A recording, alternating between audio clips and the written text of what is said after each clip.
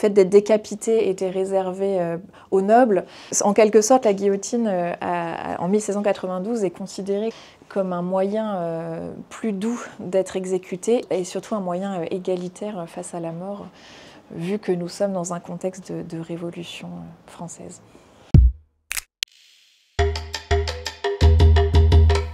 Situé au dernier étage d'un hôtel de police, ce musée offre une plongée dans l'histoire de France, une histoire souvent criminelle. Alors le musée de la préfecture de police s'est créé en 1909 par le préfet de police Louis Lépine.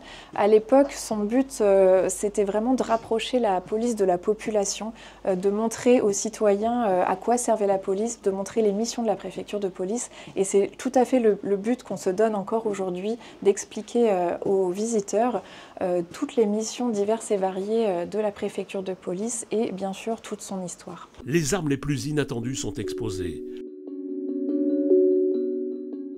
Le musée regorge de documents savoureux, comme ce rapport de police sur Verlaine et Rimbaud.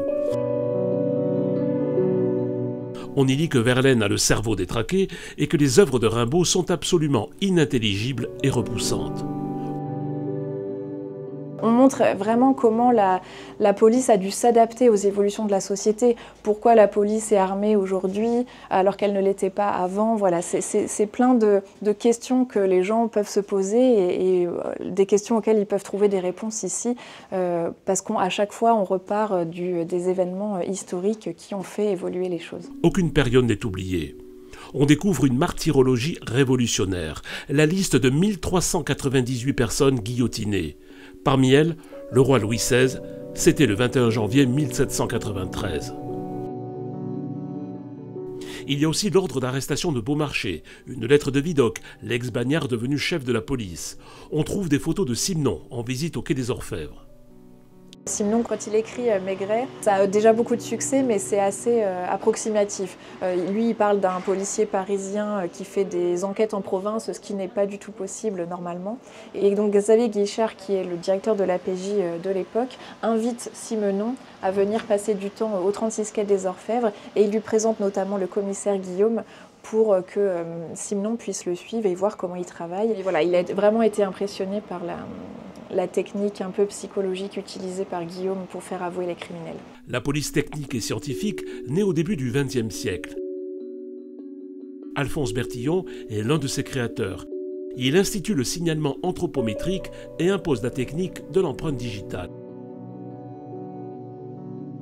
Le musée a aussi ses assassins stars. Nous, on présente des grandes affaires criminelles qui sont intéressantes au niveau de l'histoire, donc notamment Landru, qui peut être considéré comme le premier serial killer. Henri-Désiré Landru, il est accusé du meurtre de 11 personnes. Landru aurait ensuite incinéré ses victimes dans sa cuisinière à Gambé. Le docteur Petiot aussi, qui a assassiné beaucoup de personnes pendant la Seconde Guerre mondiale. Marcel Petiot. Il est condamné pour le meurtre de 27 personnes. Les victimes sont juifs pour la plupart. Marcel Petiot leur promettait une fuite en Argentine. Ce musée, pas comme les autres, évoque la police parisienne du XVIIe siècle à nos jours. 2000 pièces sont présentées. Pour le visiter, la réservation est obligatoire. L'entrée est libre. Vous voici prévenus.